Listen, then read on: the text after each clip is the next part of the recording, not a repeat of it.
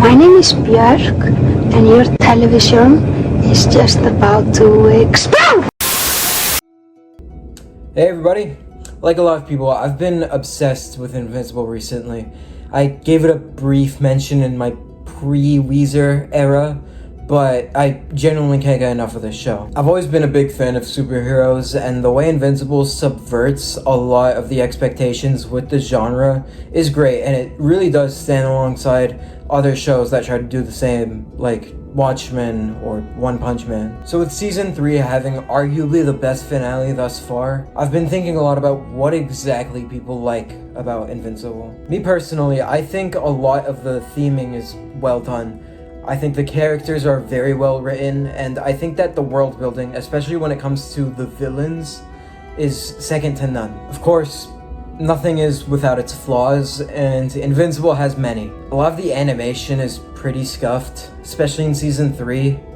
I guess the major fights make up for it, but it's very clear that the voice acting is really melting away the budget. I think Mark and Eve's relationship is at best boring, and at worst makes Eve kind of a cardboard cutout yes woman to him, as seen when she told Mark that it was fine that he didn't help Titan, and that ultimately ended up in the escape of Multipole. And of course, we have bad characters. We have ones that are poorly written like Amber, ones that don't get enough screen time like Powerplex, ones that are just generally unlikable like Adam, ones that are voiced by Ezra Miller. There's a lot of characters that fit into these categories, but the only one that fits into all three is Immortal. Immortal is the biggest meme in the Invincible fandom, second only to Are You Sure? In fact, let's go on a field trip to #Invincible meme on Instagram, and we'll see how long it takes to find something that makes fun of him.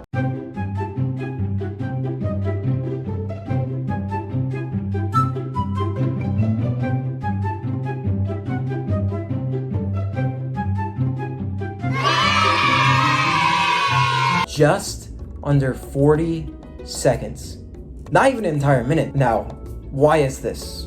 Well, I'd argue that there's 3 big reasons why everyone hates Immortal. 1, he's dumb. Immortal constantly makes the worst decisions known to man, charging into battle with absolutely no plan, and getting his ass beat. 2, he's Cecil's bitch. Whenever he's not sucking his own dick, he's sucking Cecil's dick. Believe me, I was 100% on Cecil's side during season 3, episode 2.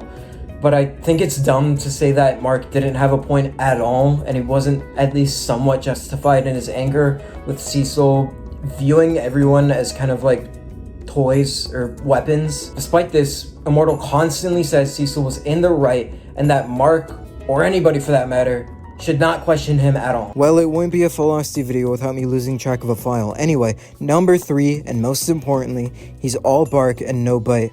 Immortal always tries to act above everyone around him, when in reality, he's one of, if not the weakest major hero in the story. When he retires, it doesn't feel like a noble goodbye to a man that lost his ways. It feels like the writers getting rid of unnecessary characters. Realistically, what did Immortal do in the show? He got killed twice, fucked someone no older than 20, and then dipped. But here's the thing. My granny called, she said, Travis, you work too hard, don't worry, you forget about me. All of Immortal's weaknesses can also be a strength if executed well. I think that with a couple changes to Immortal's character, we can preserve his general arc in the series and still make him a far better character. So I decided to rewrite Immortal's entire story, and we'll see how it turns out. There isn't really that much to say here because, ironically, this was Immortal's best season. I still think that he should get killed in episode 1. I still think that he should be revived in episode 7. And the only change I'd make is to let him put up a bit more of a fight against Nolan. All he really had in that fight was the element of surprise. I think it'd be better if he banged up Nolan a bit more, but still got sliced in half. Okay, starting off, there isn't that much to change at first, but I do think we can do something with the conflict between Mark and Immortal, and it should become a partial focus for the season. In the show, it wasn't expanded upon nearly enough, and it led to a lot of the moments between them feeling pretty flaccid. Fixing this issue requires just straight up making new scenes between them. One idea I had is them coincidentally meeting up with Cecil at the same time, with Cecil defending Mark and telling Immortal that he's the reason why Nolan didn't take over. Another one is them fighting a minor villain together and Mark watching Immortal get his ass beat and swooping in to save him. Still, it's important to keep in mind that Immortal being kinda weak is part of his character, at least to me. My goal by the end of the season is for Immortal to become a more humble person and trust Mark with the job that he used to have, that being protecting Earth. In any case, we need to show Immortal slowly warming up to this idea and then internalizing it from that point on. With this, I honestly think we can leave the Sequid fight completely unchanged. We've seen Immortal slowly warm up to Mark. We've seen him begin to admit to his weakness. We've seen him be willing to pass on the torch. With that sorted, it's time to talk about the elephant in the room. His relationship with Kate.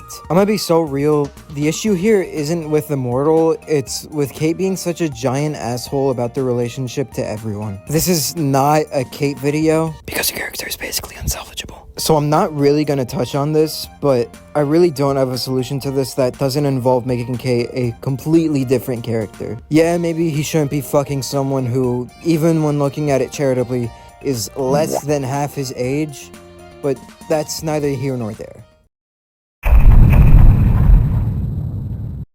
Most of the changes in this season aren't as drastic as the ones in season 2.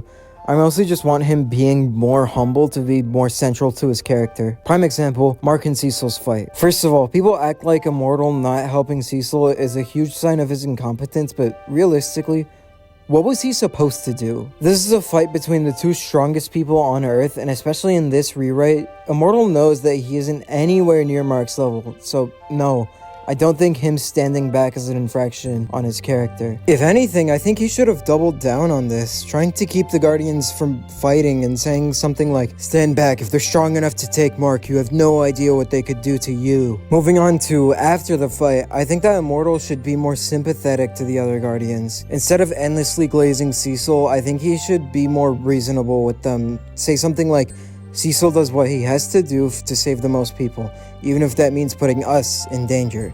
It's part of the job. He should try to explain how dangerous Mark is and how, despite his strength, he lacks the ability to reason. Immortal might still come off as an asshole, but at least here he's trying to extend some kind of olive branch. When Rudy, Rex, Ray, Monster Girl, and Bulletproof leave, he should also be more respectful of their decision, encouraging them to keep fighting the good fight and emphasizing that even though they're separated, they're still on the same side. From that, we're mostly left with minor changes for the middle part of the season. Immortal's arc of realizing he's not cut out for this anymore is mostly complete. He just needs a big fight to really make him feel that he's done, which is where the Invincible Wars come in. The one crucial change I want to make is the way that he retires. I really want to highlight the passing of the torch theme. So I first want to change the timing of his retirement. First off, proposing to Kate in the same breath as his resignation is a dick move.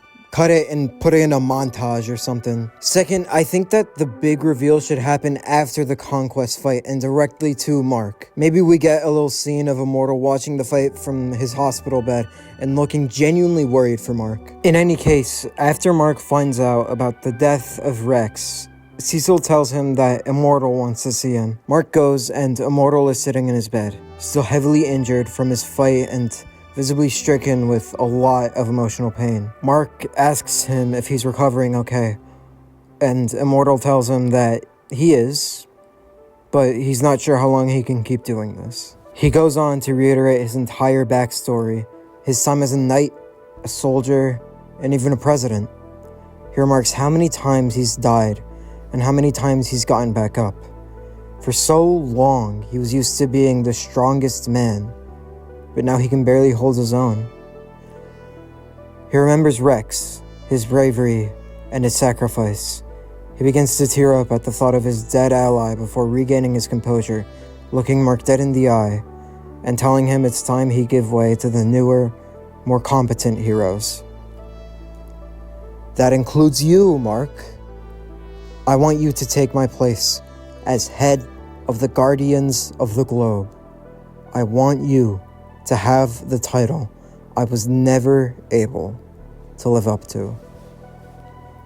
It would be with that scene that Immortal retires, and it is there that he would become an infinitely better character because of it. Keep in mind, this is by no means a perfect solution. I probably made one or two mistakes, but I do think that this does do a better job at playing to Immortal's strengths as a character. I think that this introduces a theme that wasn't really done justice in the original show, that being a feeling of inequity and the ultimate realization that you can't always be the strongest in the world, and it's important to be humble. With that said, I'm excited to see where the show goes regardless of this. And I just want to say thank you so much for all the support that the channel's been getting recently. It really means a lot. See you around.